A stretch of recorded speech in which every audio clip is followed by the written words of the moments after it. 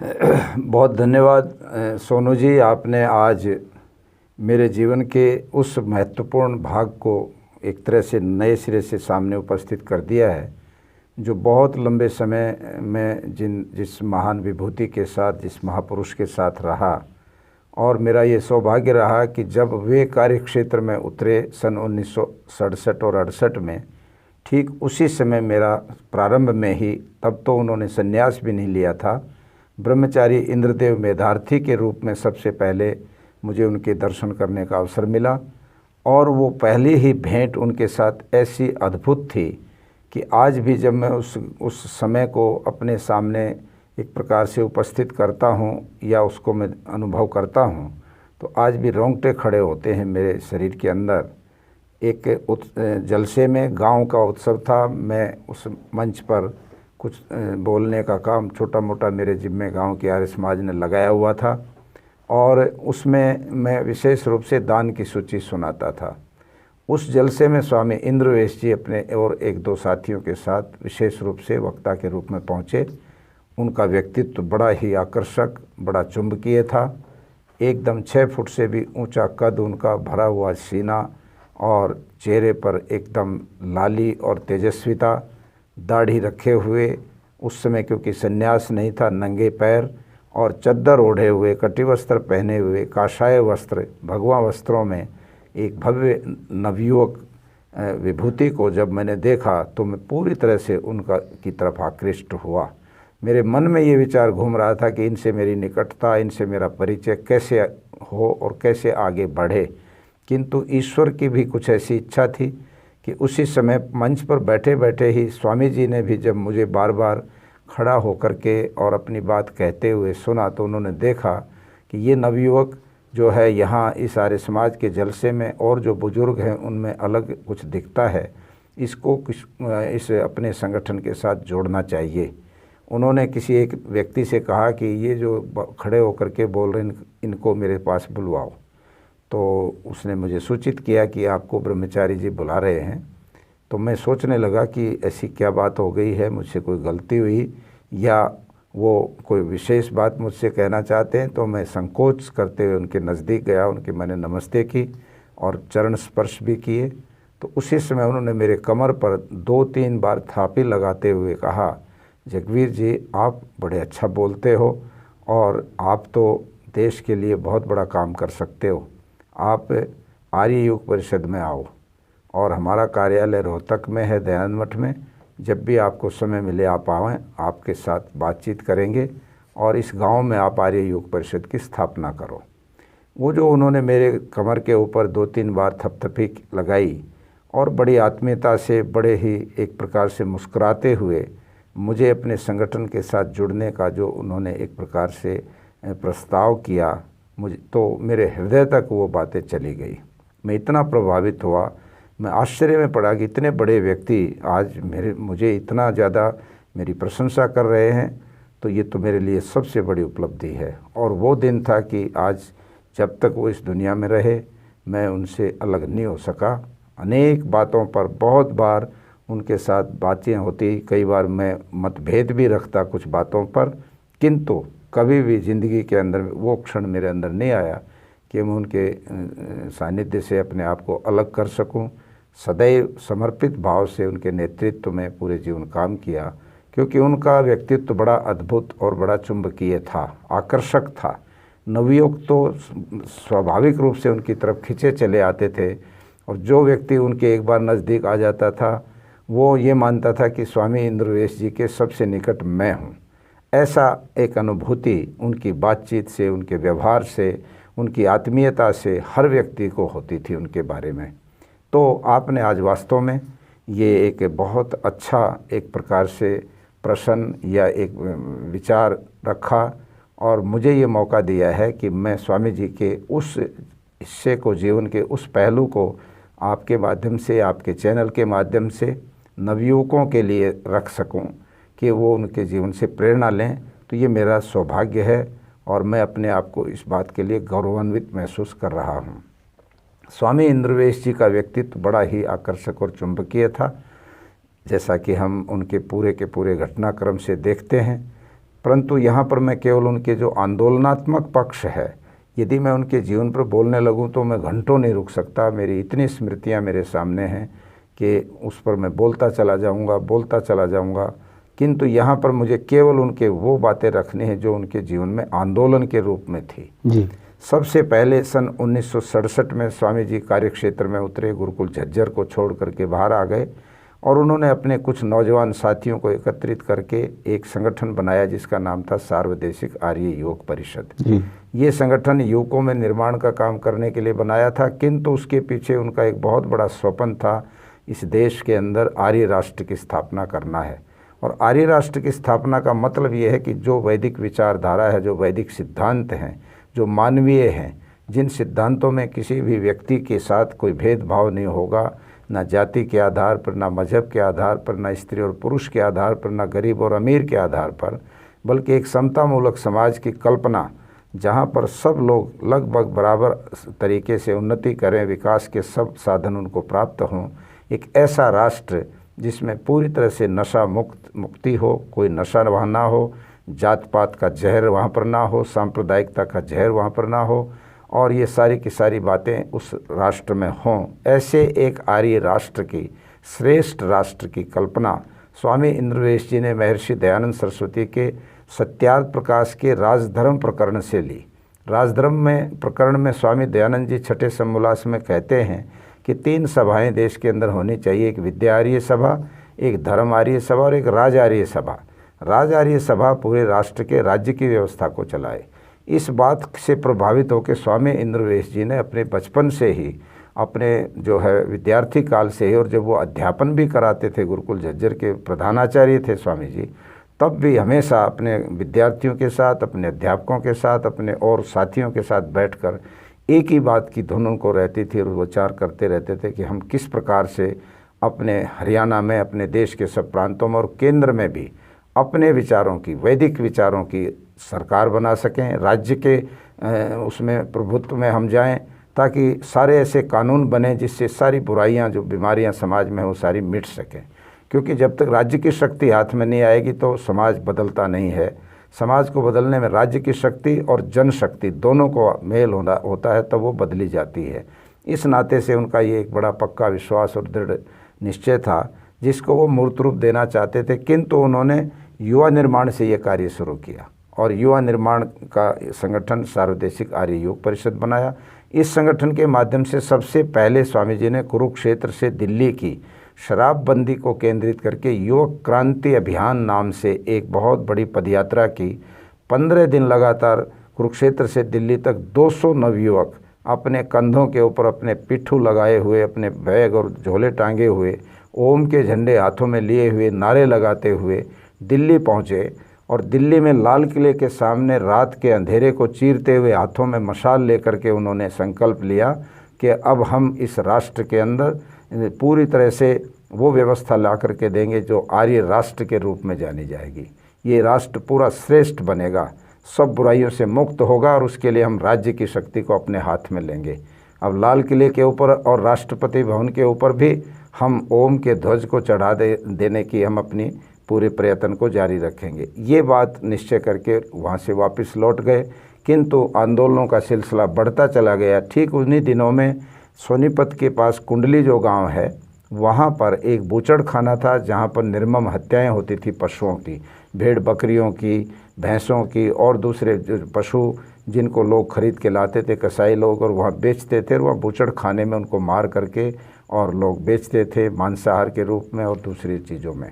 उसके कारण से आसपास के इलाके में बड़ी एक तरह से नाराज़गी थी लोगों में, बड़े लोग दुखी भी थे, उसकी दुर्गंध भी बहुत होती थी और उसके कारण से लोगों को गुस्सा भी बहुत था, क्योंकि ये सारा इलाका आर्य समाज के प्रभाव का इलाका है जहाँ पर मांसाहार आदि और इस तरह का अत्याचार पशुओं पर जो क्रूर हत्याएँ उनकी होती थी, उनको काटा जाना और उनका मांस बोटियाँ बेचना, तो लोगों में बड़ा विद्रोह था।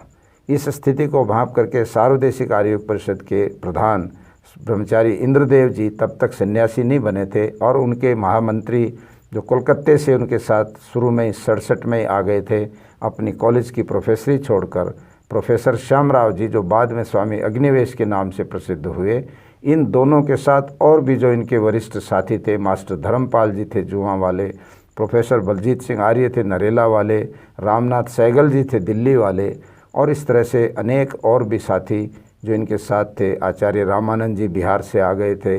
कृष्ण दत्त जी जो बाद में शक्तिवेश बने वो झज्जर से इनके साथ थे। करमपाल जी जो मुजफ्फरनगर से आए थे वो भी जीवनदानी बनकर इनके साथ थे। आचार्य देवव्रत जी जो व्यायाम आचार्य थे आर्य योग परिषद के वो भी इनके साथ थे। मनुदेव जी और स्वामी योगानंद जी, स्वामी रुद्रवेश जी जो उस समय क्रांतिकारी रामकृष्ण के नाम से भजनोपदेशक थे, आदि जो जीवनदानी थे वो सारे के सारे इनके साथ। तो इन्होंने योजना बनाई कि इस हत्थे को बंद करना है। स्वामी ओमानंद जी का भी आशीर्वाद इनके साथ था।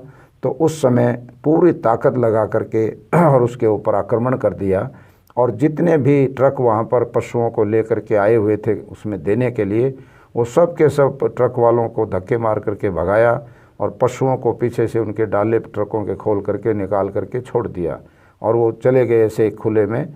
और वहाँ पर मारा मारी हुई, खूब लाठीचार्ज हुआ, टकराव हुआ, किंतु आखिरी में विजय हो गई और वहाँ से हत्था बंद हो गया। इसी तरह से 1969 में हरियाणा का सबसे महत्वपूर्ण सवाल था उस समय चंडीगढ़, और वो कुछ गांव जो हिंदी भाषी थे किंतु पंजाब में चले गए थे, या पंजाब के कुछ गांव इधर थे जो विवाद बीच में बड़ा रह गया था, उसको लेकर के बड़ा आंदोलन पूरे प्रदेश में चला। और उन दिनों मैं भी कॉलेज में पढ़ता था, तो रोहतक के अंदर भी हमने देखा हजारों हजारों विद्यार्थियों को लेकर के स्वामी अग्निवेश जी, उस समय श्यामराव थे, उन्होंने आंदोलन किया। और ब्रह्मचारी इंद्रदेव जी जो बाद में स्वामी इंद्रवेश बने, उन्होंने सोनीपत में आंदोलन किया। और उनके साथ चौधरी रिजक राम जी जो बाद में मिनिस्टर भी बने थे, वो सांसद भी बने थे, उन्होंने भी आंदोलन किया। और वहाँ स्वामी जी गिरफ्तार हो गए, रोहतक में अग्निवेश जी गिरफ्तार हो गए, और ज़िलों में दूसरे जीवनदानी कार्यकर्ता भी जगह जगह गिरफ्तार हुए। और वो आंदोलन इतना पीक पर गया कि बहुत देर तक जेल के अंदर सारे नेताओं को बंद किया गया। लाठीचार्ज में स्वामी अग्निवेश जी को 8 घंटे बेहोश रहना पड़ा था। उस समय उनके सिर पर लाठी मारी गई थी और वो बहुत अचेत रहे बहुत लंबे समय तक, किंतु बाद में उनमें चेतना आई।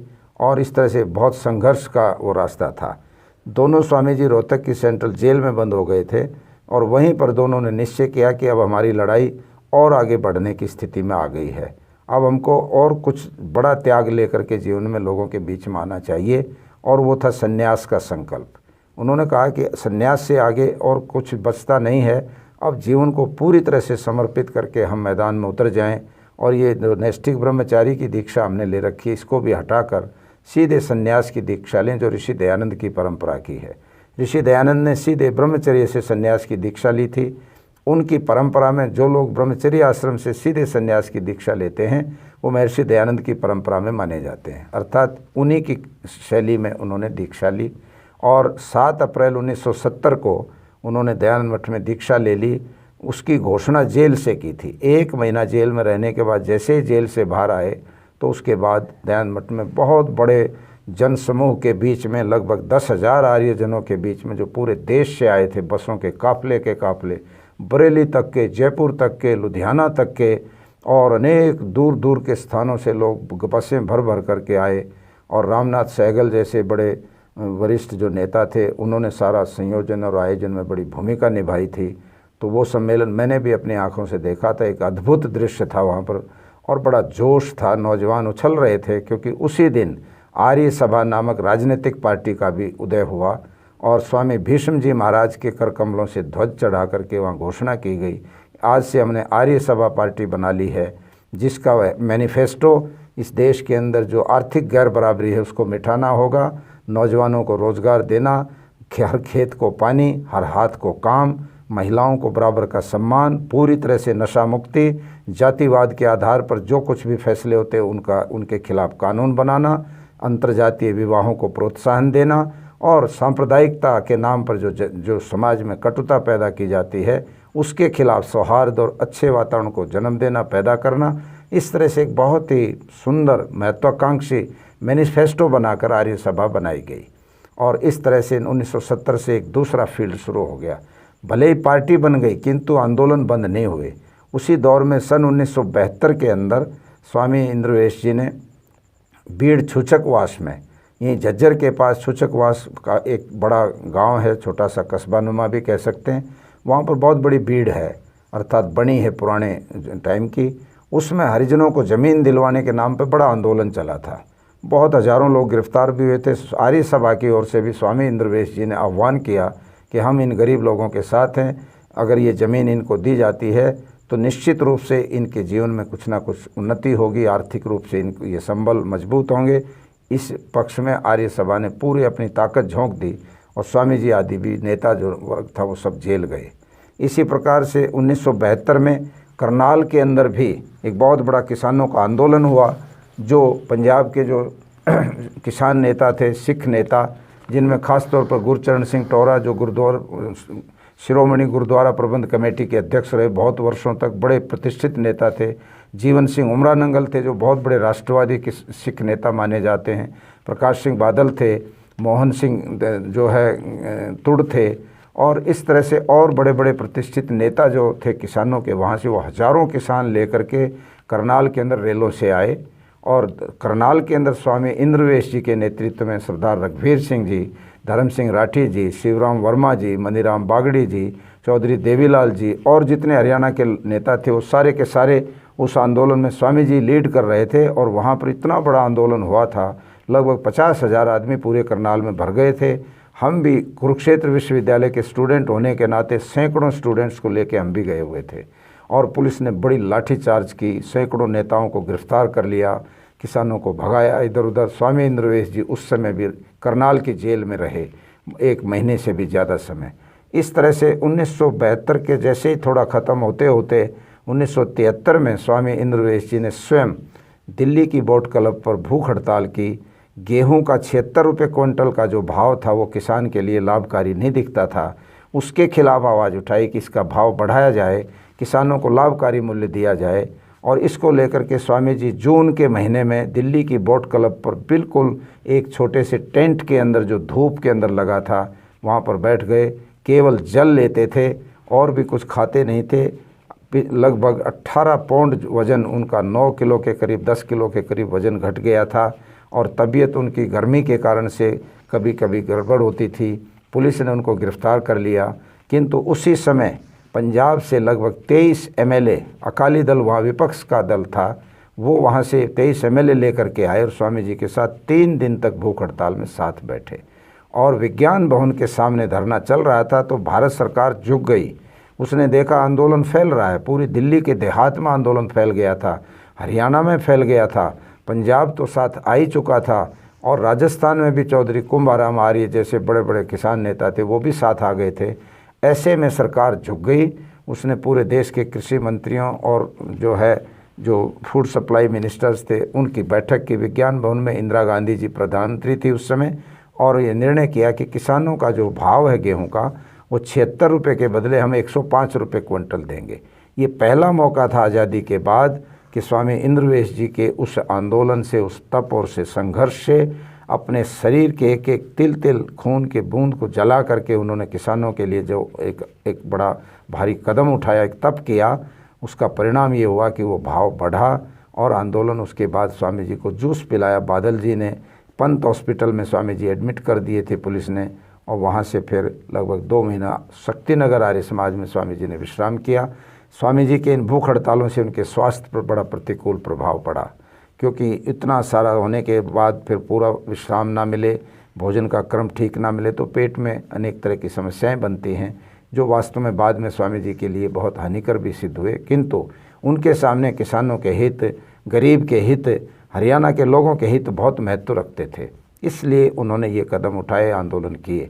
सन 1973 के बीतते बीतते ही वो आर्य प्रतिनिधि सभा पंजाब, जो संयुक्त सभा थी, पूरे पंजाब, हरियाणा, दिल्ली, हिमाचल प्रदेश, जम्मू कश्मीर और गुरुकुल कांगड़ी विश्वविद्यालय, इन सारे 5 प्रांतों की समाजें, यहाँ पर लगभग 165 स्कूल और college, Dayanand medical college Ludhiana और गुरुकुल कांगड़ी विश्वविद्यालय और गुरुकुल कांगड़ी फार्मेसी, कन्या गुरुकुल देहरादून, ऐसे एक विशाल जो है संस्थाओं के इस पूरे के पूरे एक तंत्र को उनके हाथों हरियाणा पंजाब हाई कोर्ट की देखरेख में जो चुनाव हुआ था उसमें स्वामी जी प्रधान बने और वो इसके एक प्रकार से आर्य समाज के पूरे उत्तर भारत के एक ऐसे मजबूत सशक्त नेता बन गए कि उन्होंने लगभग 30 भजन पार्टियां भर्ती कर दी और इतनी तेज़ी के साथ प्रचार शुरू हुआ।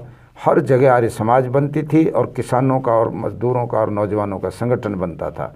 सारे गांव के अंदर एक जाल सा फैलता चला जा रहा था। उसी बीच में जयप्रकाश नारायण जी का आंदोलन आ गया और पूरे देश में जेपी ने लगभग 20 साल भूमिगत रहने के बाद तैयारी की थी कि मैं देश में भ्रष्टाचार के खिलाफ एक बहुत बड़ा आंदोलन करूंगा। तो बिहार के अंदर उन्होंने सबसे पहले बहुत बड़ी रैली की जिसमें 1 लाख लोग आए और वहाँ से जेपी ने आह्वान किया कि पूरे देश के छात्र 1 साल के लिए कॉलेज छोड़ दें, पूरे देश की पार्टियाँ इस आंदोलन में कूद पड़ें और भ्रष्टाचार के जो है ख़त्म करने के लिए वर्तमान सत्ता को हटा दें। उस समय इंदिरा गांधी बहुत मजबूत प्रधानमंत्री थी और उनकी बड़ी प्रतिष्ठा भी थी, उनकी पार्टी बड़ी सशक्त थी। पूरे देश में विपक्ष बहुत कमज़ोर भी होता था, किंतु जितना भी जो कुछ था वो सारा का सारा जेपी आंदोलन में कूद पड़ा और उसमें मोरारजी भाई देसाई, चौधरी चरण सिंह, बाबू जगजीवन राम, चंद्रशेखर जी, मोहन दारिया जी, ऐसे देश के बड़े बड़े नेता, बीजू पटनायक, कर्पूरी ठाकुर, जॉर्ज फर्नांडिस, मधुलिमय जी, प्रकाश सिंह बादल, चौधरी देवीलाल और भैरव सिंह शेखावत, ऐसे जो बड़े बड़े प्रतिष्ठित और प्रसिद्ध नेता थे वो सारे इस आंदोलन में आ गए।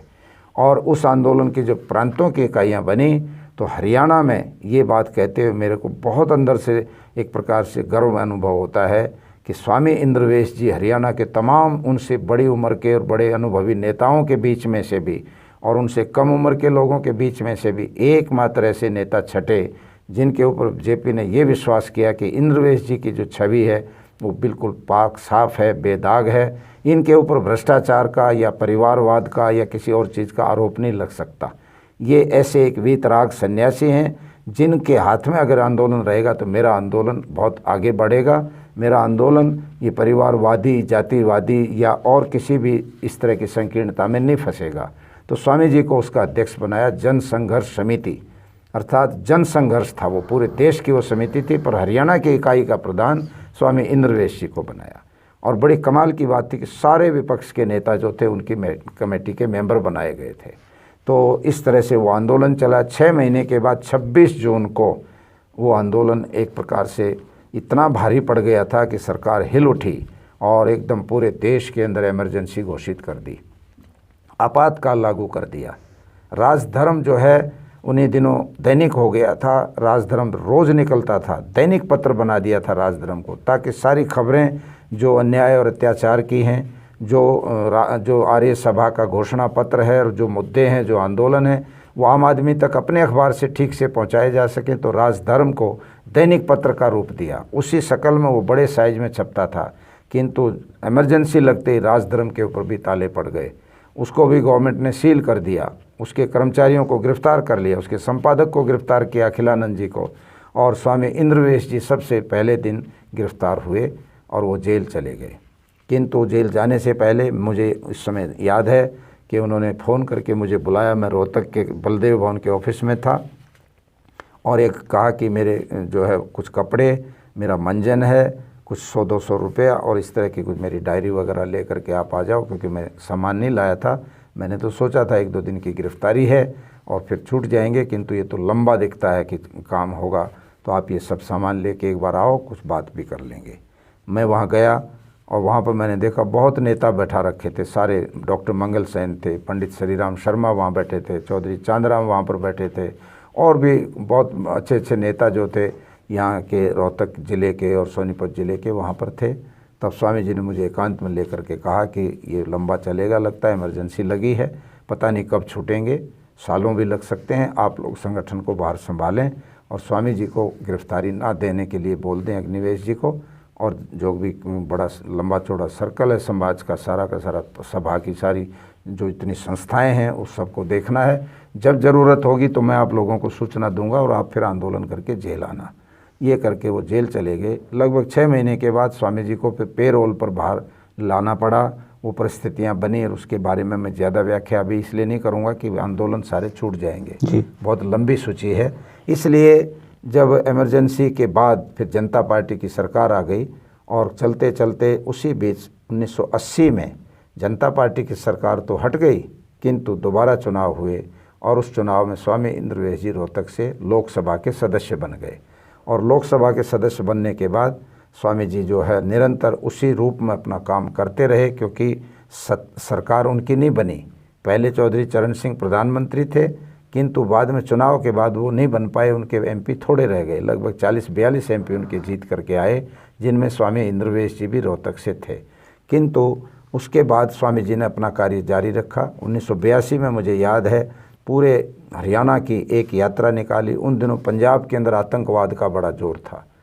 भिंडरावाले नाम के एक व्यक्ति जो अलगाववादी थे, जो खालिस्तान का नारा दे करके पंजाब को भारत से अलग करने की बात रखते थे, और वो फतवे देते थे लोगों को जो उसके खिलाफ़ बोलते या खालिस्तान का विरोध करते, उनके खिलाफ़ वो कहते थे कि या तो आप अपनी ज़ुबान पे ताला लगा लो, वरना तुम्हारा जो है अकाल तख्त के सामने ला करके तुम्हारे से हम फिर जो हम चाहेंगे वैसा व्यवहार करेंगे। किंतु स्वामी इंद्रवेश जी एकमात्र ऐसे नेता, एक ऐसे बहादुर नेता, एक ऐसे मजबूत विचार और संकल्प वाले नेता थे कि मुझे वो घटना आज याद आती है कि कर्फ्यू लगा हुआ था पूरे पंजाब के अंदर और अमृतसर के अंदर।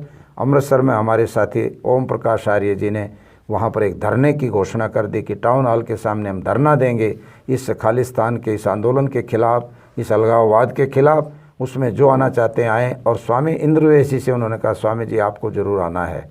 स्वामी जी ने कहा कि कर्फ्यू लगा हुआ है, आने कैसे देगी पुलिस, ये तो बड़ा मुश्किल काम होगा।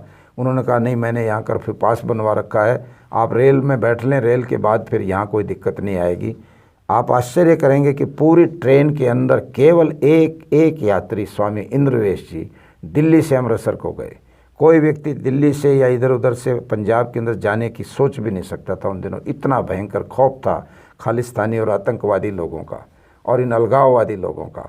जगह जगह लोगों की मौतें होती थी, बसों को पकड़ करके उसमें आग लगा दी जाती थी और अनेक तरह की चीज़ें हो रही थी। परंतु स्वामी जी ने बिना किसी चीज़ की परवाह किए वो अमृतसर गए, अकेले गए, किंतु वहाँ पर हम ओम प्रकाश जी उनको लेकर के धरने पर लेके गए। वहाँ पर स्वामी जी ने उनके सारी की सारी खालिस्तान और इन सारी बीमारियों के खिलाफ अपनी बात रखी और फिर लौट करके आ गए। इस तरह से वो भी एक दौर था। फिर हरियाणा में एक 1500 किलोमीटर लंबी मोटरसाइकिल यात्रा का एक आयोजन किया गया, सारे हरियाणा को जगाने के लिए कि लोग आतंकवाद से डरे नहीं बल्कि उससे लड़ने के लिए सब संगठित हो जाएं।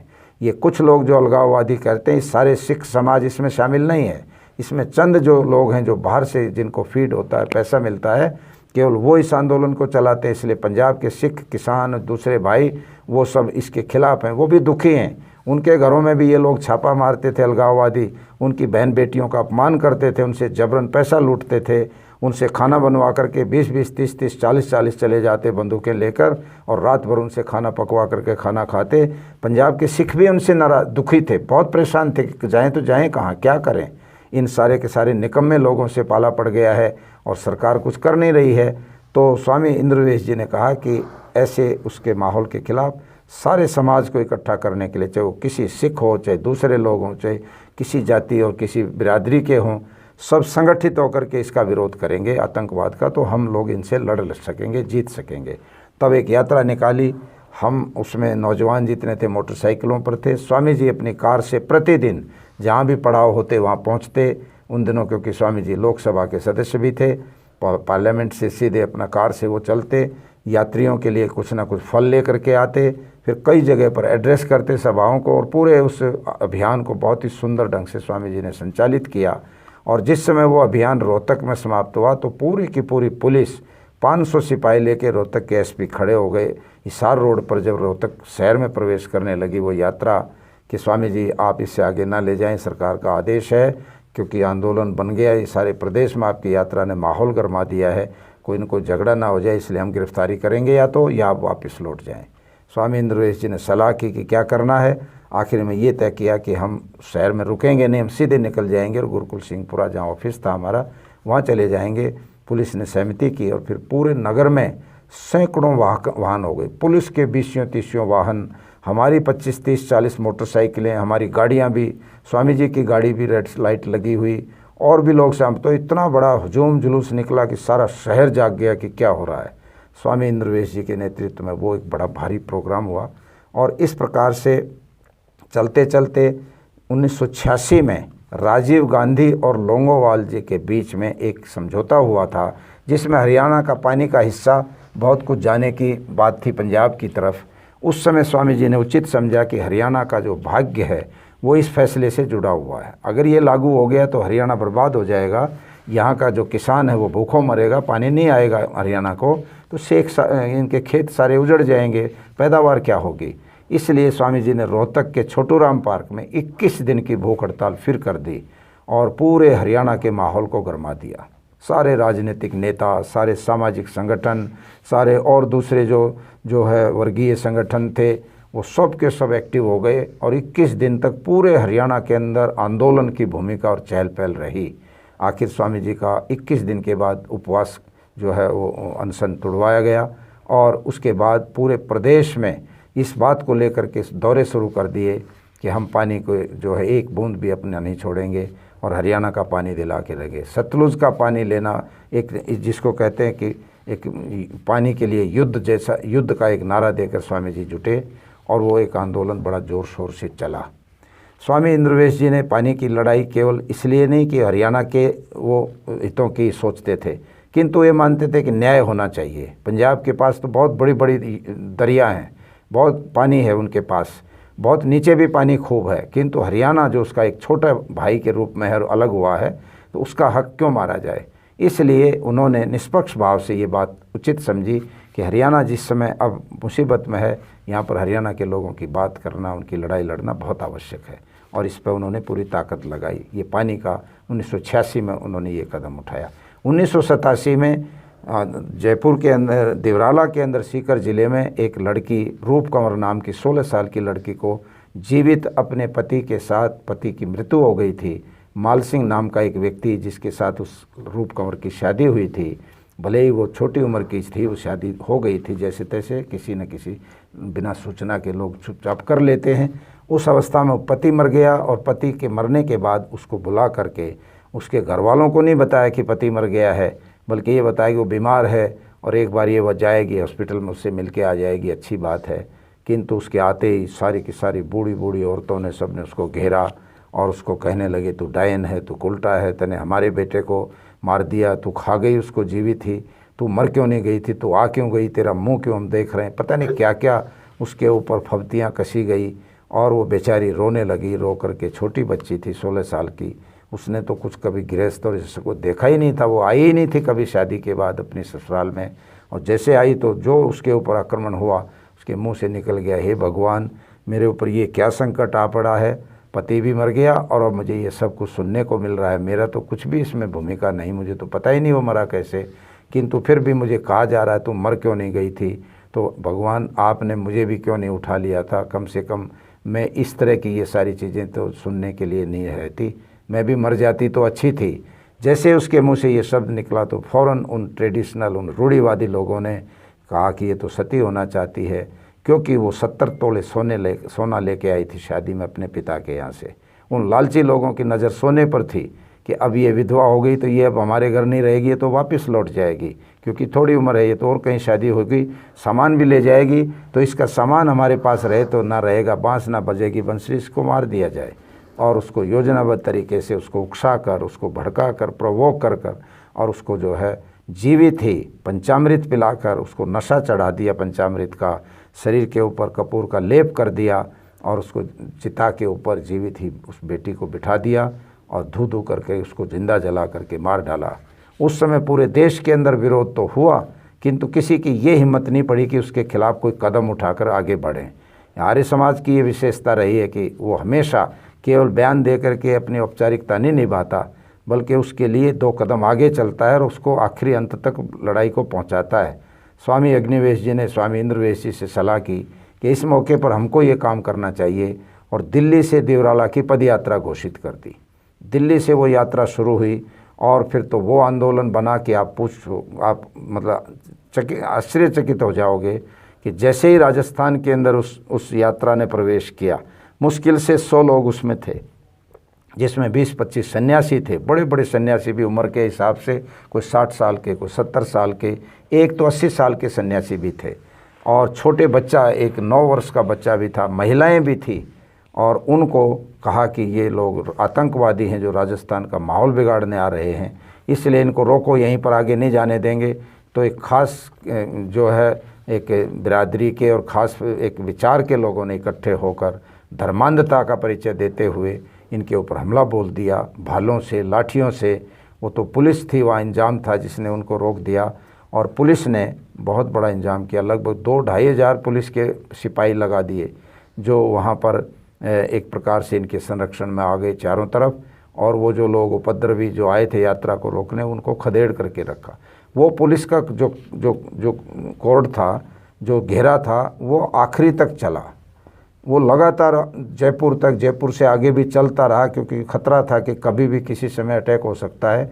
स्वामी अग्निवेश जी के ऊपर कातिलाना हमला तक के हुए, चाकू और ब्लेड लेकर के लोगों ने जो है छलांग लगा करके उनके ऊपर वार करने की कोशिशें की, किंतु हम सब, हमारे कार्यकर्ता सावधान थे, बचाव होता रहा। और वो यात्रा जो है वहाँ जा कर के बांडी नदी पर समाप्त हो गई, जहाँ गिरफ्तारियाँ हुई, 500 लोग अरेस्ट हुए, और उसके बाद वो यात्रा, वो जो कदम था वो दूसरी तरफ मुड़ गया। बीच में कुछ अत्यंत पाखंडी किस्म के धर्मगुरु आ गए, जिनमें ख़ास तौर पर पुरी के शंकराचार्य निरंजन देव, स्वामी निरंजन देव थे, जो पहले जयपुर में भगवान दास कॉलेज में संस्कृत कॉलेज के प्रिंसिपल भी रहे थे, बाद में शंकराचार्य बने। उन्होंने कह दिया कि ये तो वेदों में लिखा हुआ कि सती होना जो है वेदोक्त है, वेद के अंदर आता है कि इस तरह से सती होने वाली जो देवियाँ होती हैं वो तो बहुत पुण्य होती हैं, इसलिए सती होना तो धर्म है, धर्म का पालन करना है। इस बात को चुनौती दे करके निरंजन देव तीर्थ मेरठ के पास पूरा महादेव मंदिर है शिव जी का, वहाँ पर प्रवास कर रहे थे, और उसको वहीं पर शास्त्रार्थ की चुनौती दे करके दिल्ली से पूरा महादेव 4 दिन का सफ़र था। स्वामी इंद्रवेश जी के उन दिनों पैरों में दर्द रहता था, बहुत कुछ, कमर में भी दर्द था, उनको साइटिका वगैरह की कुछ प्रॉब्लम थी। 6 महीने से बेड पर थे स्वामी जी, परंतु उनसे रुका नहीं गया, और वो बिजनौर से सीधे डंडा अपना लाठी हाथ में लेकर के पैदल चलने के लिए आ गए। आप सोचिए कि सैकड़ों किलोमीटर पैदल चलना, 4 दिन के 4 पड़ाव भी बीच में करना, और आंदोलन करना, शास्त्रार्थ के लिए जाना। स्वामी जी ऐसे नौजवान की तरह से आगे आगे चल रहे थे। लगभग 500 लोगों का हुजूम था जो यात्रा में चल रहा था, चारों तरफ पुलिस थी, और सावित्री देवी शर्मा जो बरेली की विदुषी थी, उसको शास्त्रार्थ करना था। शंकराचार्य को कहा था, तुम नारियों का अपमान कर रहे हो, और ऐसे जघन्य पाप को, अत्याचार को तुम धर्म बता रहे हो, तुम्हें सिद्ध करना पड़ेगा कि बताओ कहाँ पर वेद में आता है कि सती होना ठीक है। और तुमसे शास्त्रार्थ भी हम नहीं करेंगे, एक महिला करेगी जो विदुषी और संस्कृत में करेगी, तुम्हारी संस्कृत का भी पता ले लेंगे तुम कितनी जानते हो। जब ये बात कही तो उसके जो है दिमाग चक्कर काट गया, और निरंजन देव तीर्थ आर्य समाज की शक्ति से परिचित था। उसने सोचा अब कैसे होगा। उसने आनन फानन में अपने सारे बड़े बड़े जो और धर्म के लोग थे उनसे बात की, राजनेताओं से बात की, और पूरा पुलिस संरक्षण लेकर के वो अपना जो है छिप गया, और उसने मना कर दिया, मैं कोई शास्त्रार्थ नहीं करूँगा, मैं कुछ नहीं करूँगा। आखिर में पूरा महादेव से 3 किलोमीटर पहले सारे यात्रियों को गिरफ्तार कर लिया पुलिस ने। स्वामी जी को भी गिरफ्तार किया, अग्निवेश जी को भी गिरफ्तार किया, और सबको वापस दिल्ली ला करके छोड़ दिया। तो एक पाखंड के खिलाफ भी आंदोलन स्वामी जी ने उस समय ये खड़ा किया। इसी प्रकार से 1992 आ गया, और 1992 में स्वामी जी ने शराबबंदी आंदोलन की घोषणा कर दी कि हरियाणा में पूर्ण शराबबंदी होनी चाहिए, और इसके लिए हम पूरी ताकत लगाएंगे। 1992 में ही होडल से लेकर के चंडीगढ़ तक एक बहुत बड़ी 21 दिन की लगातार यात्रा, 21 दिन, और रोज़ 10 जनसभाएँ, 210 जनसभाएँ मुझे याद है, एक भी ज़िला हरियाणा का नहीं छूटा जिसमें जलसे ना हुए हों। 210 जलसे करते हुए 21वें दिन चंडीगढ़ पहुँचे, और होडल में जहाँ पर बलराम और कृष्ण ने यज्ञ किया था न्याय के खिलाफ, एक ऐतिहासिक पृष्ठभूमि बनाई थी उस आंदोलन की, कि अब हमने फैसला ले लिया है कि या तो शराब रहेगी या आर्य समाज रहेगा। ये उन दिनों के अखबारों की मेन सुर्खियाँ होती थी, या तो आर्य समाज रहेगा या शराब रहेगी, दोनों में से एक रहेगा, दोनों नहीं रह सकते। हम अब इसको हटवा के ही दम लेंगे। और वहाँ से जहाँ कृष्ण और बलराम ने अन्याय से लड़ने के लिए यज्ञ किया था बंचारी गांव में होडल के पास, वहाँ से यात्रा शुरू की, और चंडीगढ़ में धनिकलाल मंडल नाम के गवर्नर थे, जिनको ज्ञापन दे करके कहा कि या तो शराब बंद करवा दीजिएगा, वरना हरियाणा के गांव-गांव में आंदोलन होगा। और आप देखिए उन दिनों 7000 गांव में शराबबंदी समितियां बनी, हर गांव में समिति बनी। नियम हो गया कि कोई भी आदमी गांव में शराब बेचेगा नहीं, पिएगा नहीं, रिश्तेदार को भी शराब नहीं पिलाएगा आने वाले को, और कोई भी शराब लेकर के नहीं आएगा, कोई किसी भी तरह का काम नहीं होगा। यदि कोई पकड़ा गया तो उसके ऊपर जुर्माना होगा। और परिणाम ये निकला कि पाई का सरपंच, पाई हल्का भी है और बहुत बड़ा गांव भी है, 20-25 हज़ार की आबादी का गांव है। वहाँ पर वहाँ के सरपंच जो थे उसको जो है उसने अपने किसी रिलेटिव को शराब पिला दी। अगले दिन शराबबंदी समिति इकट्ठी हुई जो सब बिरादरियों की थी, वो कोई चुनी हुई नहीं थी बल्कि सारे गाँव ने बनाई थी, सारे गांव के प्रतिनिधि उसमें थे। उन्होंने कहा है सरपंच तुमने अपराध किया है, नियम तोड़ा है समिति का, तुम्हारे ऊपर जुर्माना होगा। और जुर्माना सुनाया तो 2 जुर्माने हुए कि 1 रुपये का जुर्माना करेंगे और तुम्हारे को जो है घाघरा पहना करके गले में जूते डाल करके तुम्हारा जुलूस निकालेंगे। ये जब बात कही तो सरपंच हिल गया कि 1 रुपये का जुर्माना, आने वाली 10 पीढ़ी भी ये कहेंगे कि 1 कौड़ी का आदमी था, 1 रुपये का जुर्माना हुआ। इसके ऊपर जुर्माना भी देने लायक ये नहीं था, इसलिए पंचायत ने 1 ही रुपये का जुर्माना किया। इसकी कीमत ही 1 रुपया है। और दूसरा जूतों का पहनना और घाघरा पहनाना, तो ये तो मेरे लिए डूब मरने की बात। उसने कहा कि तुम ऐसा ना करो, मेरे से 1 लाख रुपया जुर्माना ले लो, मैं उतना ही दे दूंगा, मैं 2 लाख रुपये जुर्माना दे दूंगा, परंतु ये नियम बदल दो। समिति वालों ने कहा कि अगर हम बदलेंगे तो सारे इलाके में इसका गलत मैसेज जाएगा, हम नहीं बदल सकते, तुम गांव के सरपंच हो, तुम्हारे ऊपर तो औरों से ज़्यादा दंड होगा ही होगा और तुम्हें ये करना पड़ेगा। आखिर रात में वो सरपंच फांसी खा करके मर गया। अगले दिन जब अखबारों में ये खबर छपी, सारे हरियाणा के अंदर एक मैसेज गया कि कितना बड़ा सख्त ये आंदोलन का रूप बन चुका है, अब तो शराब बंद होके रहेगी। भजनलाल मुख्यमंत्री था और भजनलाल ने भी स्वामी इंद्रवेश जी को बार बार मीटिंग बुला करके कहा, स्वामी जी आप ये 2-3-4 महीने रुक जाओ, मैं दूसरी जो टर्म आएगी उसमें आते ही मैं शराब बंद कर दूंगा, तब तक तो ये ठेके उठे हुए हैं, मैं कैसे कर सकता हूँ, आप इसको अब आंदोलन ना चलाओ। किंतु स्वामी जी ने कहा कि ये नहीं हो सकता, अब तो ये हरियाणा का जन आंदोलन बन गया है। सारे प्रदेश की महिलाएं इसके अंदर कूद पड़ी हैं, सब शराब के ठेकों के सामने धरने चल रहे थे, औरतें लाठियां ले लेकर के वहाँ पिकेटिंग करती थी और पूरा हरियाणा शराब के खिलाफ खड़ा हो गया था। पूरे चुनाव की घोषणाएं होने लगी तो ये कह रहे थे लोग कि अगले चुनाव में हम शराब बंद कर देंगे, आप हमें मौका दो सत्ता में आने का।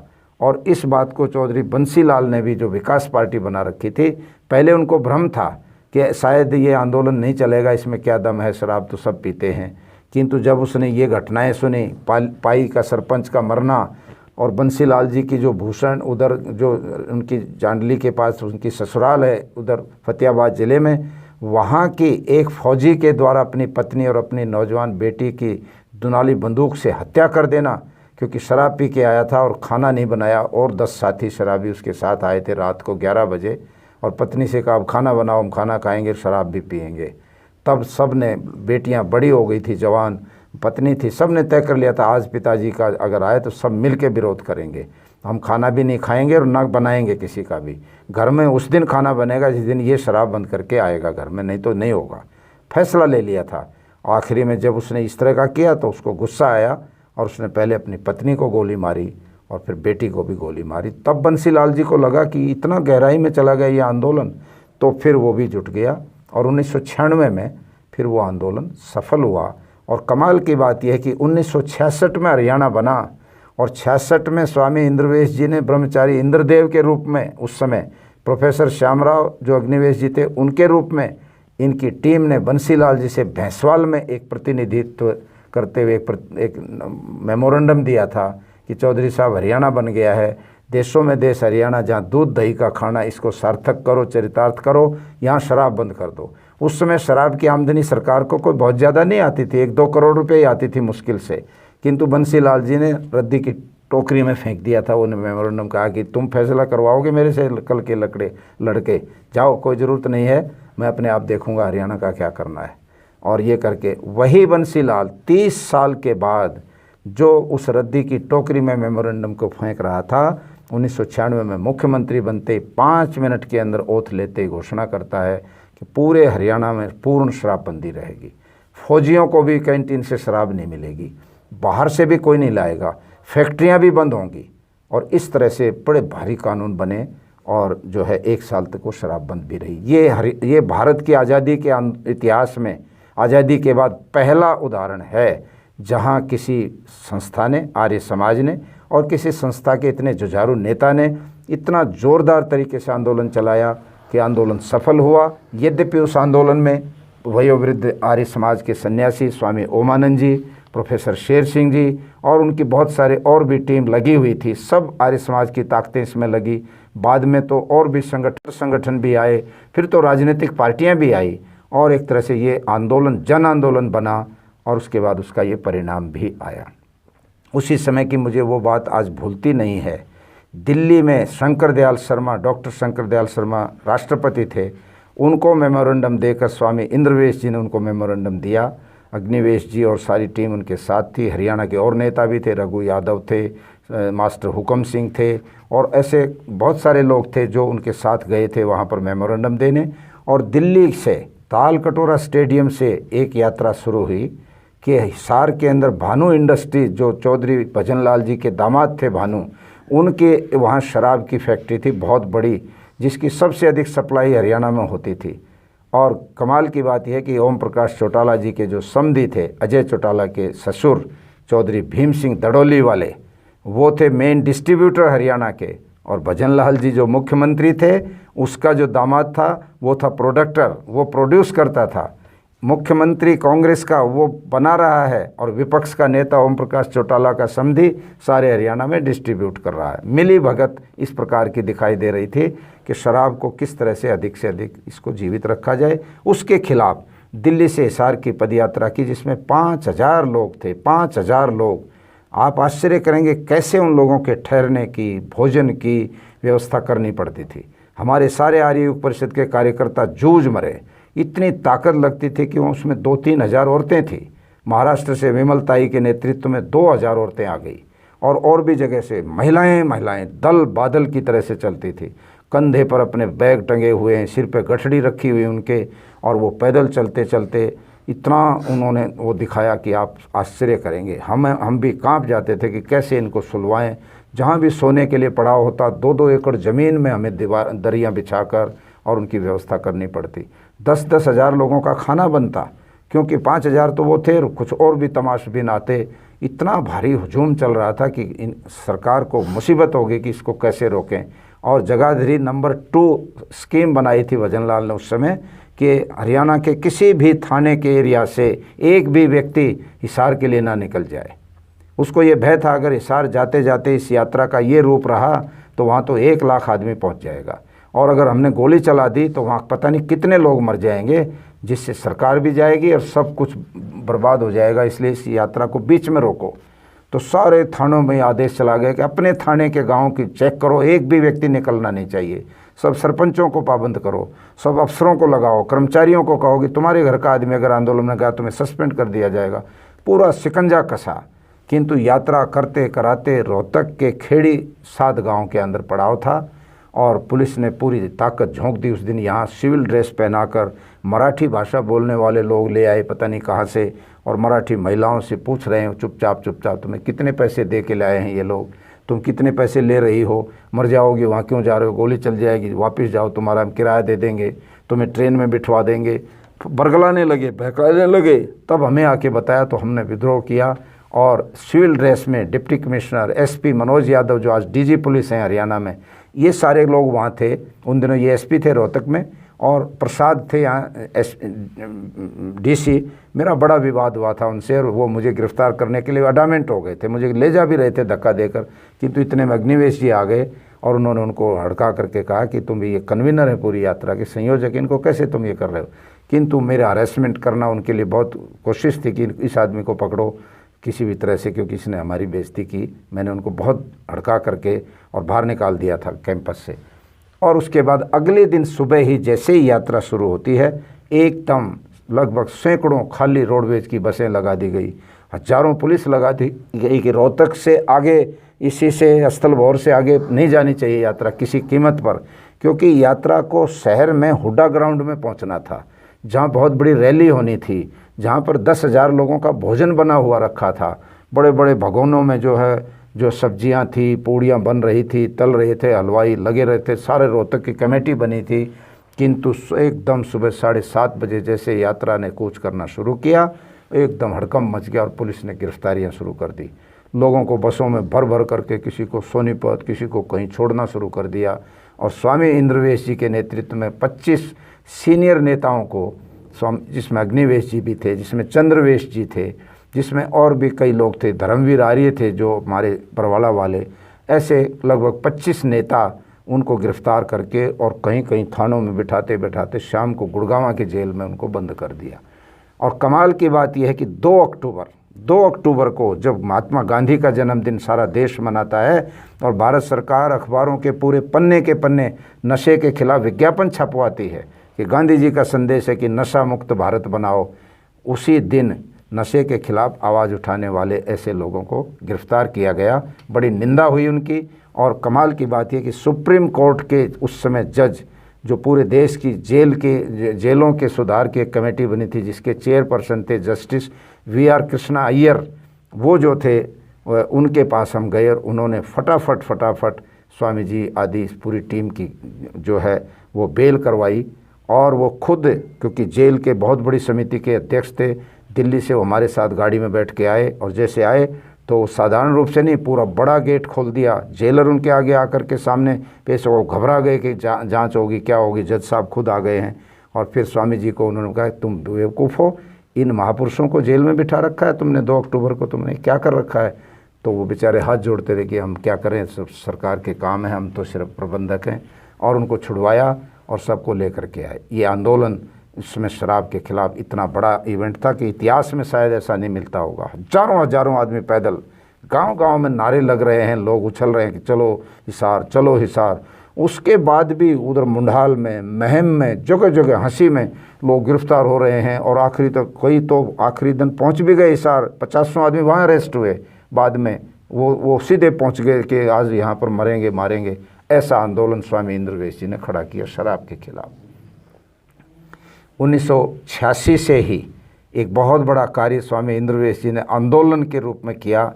जो पाखंड के खिलाफ ऋषि दयानंद ने 1867 में पाखंड खंडनी पताका हरिद्वार के मेले में, कुंभ के मेले में फहरा करके पाखंडियों को चुनौती दी थी कि धर्म के नाम पर तुम लोग किस तरह से भोली भाली जनता को लूट रहे हो, बहका रहे हो, इनको भरमाते हो कि किसी नदी में पानी में डुबकी मारने से सारे तुम्हारे पाप धुल जाएंगे, सारे पाप कट जाएंगे, तुम्हें कोई इसका फल नहीं मिलेगा, तुम लोगों को धोखा दे रहे हो। और इसलिए मेरे से शास्त्रार्थ करो। स्वामी दयानंद ने जो आंदोलन पाखंड के खिलाफ किया था, स्वामी इंद्रवेश जी ने भी वो हरिद्वार में 1986 में 60 साल के बाद, 60 साल पहले कभी आर्य समाज का कैंप लगा होगा, किंतु उस कैंप को भी लोगों ने लपेट करके गंगा में फेंक दिया था। और आर्य समाज के जुलूस पर चाशनी, गर्म चाशनी जो है, जो उसकी चीनी की बनी हुई हलवाइयों से लेकर के वो पुलिस ने डाल दी थी। भाग गए थे लोग, घायल हो गए थे लोग, किंतु उसके बाद स्वामी इंद्रवेश जी ने बड़ी मजबूती के साथ वहाँ पर सैकड़ों सन्यासियों को लेकर के 2 एकड़ ज़मीन बुक कराई। और मेले के बीचों बीच सारे मेले के बड़े बड़े मंडलेश्वरों ने विरोध किया कि आर्य समाजी गंगा में को मानते नहीं, स्नान नहीं करते, ये यहाँ कैंप क्यों लगा रहे हैं। किंतु कैंप लगा और वहाँ बड़े भारी 2 महीने तक वो कैंप चला। शास्त्रार्थ की बातें चलाई गई वहाँ पर कि शास्त्रार्थ करो इन मुद्दों पर। आचार्य विश्वबंधु शास्त्री और बड़े बड़े विद्वानों को बुला रखा था। 3 दिन वो विद्वान बैठे मंच पर और चुनौती देते रहे कि आओ जिसकी भी इच्छा इस मेले के अंदर हमारे इन बातों पर शास्त्रार्थ करो, हम तैयार हैं। स्वामी इंद्रवेश जी ने वो एक खाता एक नया खोला पाखंड खंडनी पताका का। और उसके बाद तो जब तक वो इस दुनिया में रहे, 1986 के बाद 1992 के अर्ध कुंभ में, 1998 के पूर्ण कुंभ में, 2004 के फिर अर्ध कुंभ में स्वामी इंद्रवेश जी ही उन सारे कैंपों के, हर बार कैंप लगता था, स्वामी जी ही वहाँ पर जो है पाखंड खंडनी पताका पर चढ़ाते थे। 4 वेदों का यज्ञ होता था, वहाँ पर हरिजनों को भोजन कराया जाता था उसके अंदर बुलाकर। इस तरह से एक बहुत बड़ा एक कार्य उन्होंने इस रूप में भी किया। आंदोलनों का सोनू जी एक लंबा सिलसिला अभी बाकी है जी। और मुझे लगता है क्योंकि समय के ढंग से कि ये जो आपका जो प्रचार की जो बनेगी वीडियो, ये भी ठीक से बननी चाहिए।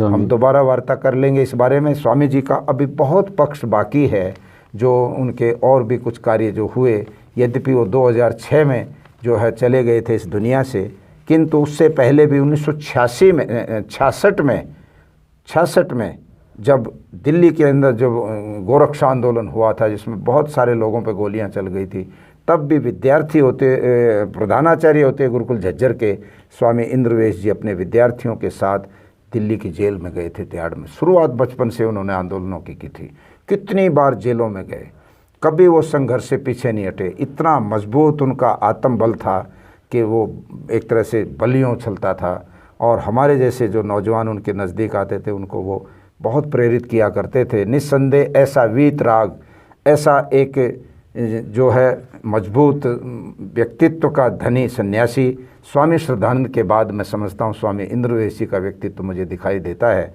जो हर कदम हर जगह कभी निराशा के रूप में मैंने उनको नहीं देखा। सैकड़ों संस्मरण मेरे सामने घूम रहे हैं उनके, जहाँ मैं देखता था अपने सामने बड़े बड़े टकराव हुए, स्वामी जी ने आगे बढ़ करके उनको चैलेंज करके कहा कि आओ मेरे से बात करो। कभी वो ये नहीं कि डर के भाग जाएं, इधर हो जाएं। इस तरह से ऐसा एक व्यक्तित्व था स्वामी जी का। उनका जो है आज ये जो पुण्यतिथि है ये बहुत ही प्रेरणा के लिए है। उनकी विरासत में समझता हूँ वो ये है कि हम लोगों को जो स्वामी जी ने एक नींव का पत्थर स्थापित किया था कि आर्य राष्ट्र बनाना है, इस देश की राजनीति में एक बहुत बड़ा हस्तक्षेप हमको करना है। हम लोग पता नहीं किन्हीं कारणों से वो उनकी विरासत को आगे बढ़ा नहीं पा रहे हैं। क्या है मुझे नहीं मालूम, मैं भी उसमें अपना दायित्व समझता हूँ। स्वामी अग्निवेश जी चले गए दुनिया से, किंतु वो बार बार मुझे कहा करते हैं कि इंद्रवेश जी को अगर हम लोग वास्तव में जीवित करना चाहते तो उनकी विरासत को संभालना पड़ेगा, उनके आर्य राष्ट्र के कार्य को करना पड़ेगा पूरा। आज सारी पार्टियां एक तरह से हम देख रहे हैं किस तरह से देश के अंदर फ्लॉप हो रही हैं। सब किसान बन रहा है, मजदूर मर रहा है, बेरोजगार नौजवान बर्बाद हो रहे हैं, शराब की नदियां बह रही हैं, यहाँ पर महिलाओं पर अत्याचार भयंकर रूप से हो रहे हैं, और भ्रष्टाचार की तो पूछो ही मत। जहाँ देखो भ्रष्टाचार ही निकलता है, कहीं भी ईंट उठाओ उसके नीचे भ्रष्टाचार है। सांप्रदायिकता रोज रोज इतनी बढ़ती जा रही है कि पूछो मत। इन सारी परिस्थितियों को देख करके वास्तव में ये मन करता है कि स्वामी इंद्रवेश जी का जो दिखाया रास्ता था, जो महर्षि दयानंद का दिखाया रास्ता है, जो महर्षि दयानंद की प्रेरणा का रास्ता है कि आर्य राष्ट्र बनाओ, पूरे देश के लोगों को, सब गरीब किसान मजदूर सब लोगों को, स्त्रियों को पुरुषों को, सबको एक झंडे के अंदर इकट्ठे कर कर एक नशा मुक्त भारत, एक जातिवाद मुक्त भारत, एक समता मूलक समाज, आर्थिक गैर बराबरी से मुक्त भारत, और इसी तरह से स्त्री पुरुष का भेदभाव से मुक्त भारत, उत्पीड़न जो महिलाओं का होता है उससे मुक्त भारत, शोषण और अंधविश्वास से मुक्त भारत बन जाए। इस कामना को करने के लिए यदि कोई राजनीतिक ताकत भी खड़ी करनी पड़े तो मैं तो आने वाले नौजवानों को कहता हूँ, आओ मिलो और एक कोई ना कोई राजनीतिक फ्रंट बनाओ, जिसके माध्यम से पहले देश की जनता को चौंक जगाना और फिर भविष्य में विकल्प देना। आज विकल्प की तलाश कर रही है जनता, और वो विकल्प स्वामी इंद्रवेश जी के सपनों का जो भारत है, जो महर्षि दयानंद के सपनों का भारत मैं कहता हूँ, जिसको उन्होंने अपना एजेंडा बनाया था ज़िंदगी का, वो है सही मायने में उनकी पुण्यतिथि पर दोबारा से एक तरह से उसके ऊपर विचार करने का, चिंतन करने का। तमाम सारे आर्य युवकों से मैं कहता हूँ, अलग अलग कोनों में बैठ करके ये बातें मत करो कि ये हो जाता, ये कर लेते, वो कर लेते, कर लो और आओ बैठो, एक जगह पर बैठो। हमारा जो नेता है, हमारा प्रेरणा स्रोत है ऋषि दयानंद है, आर्य समाज है, और उसके साथ स्वामी इंद्रवेश जैसे सन्यासी, वीतराग सन्यासी, जिन्होंने एक एक अपने जीवन को तिल तिल गरीब लोगों के लिए, किसानों के लिए, नौजवानों के लिए, अपनी भारतीय संस्कृति के लिए, आर्यत्व के लिए, वैदिक सिद्धांतों के लिए, आर्य राष्ट्र के लिए लगाया, वो हमारे प्रेरणा के स्रोत हैं। उनको केंद्र में रख करके आओ, मतभेद भुलाओ और एक ताकत बना करके लोगों के बीच में आओ। लोग इंतजार कर रहे हैं कौन विकल्प बने। स्वामी इंद्रवेश जी की पुण्यतिथि पर यही सोचने का विषय है। आओ हम सब मिल करके सोचें। धन्यवाद। आप सबको बहुत बहुत सादर नमस्ते।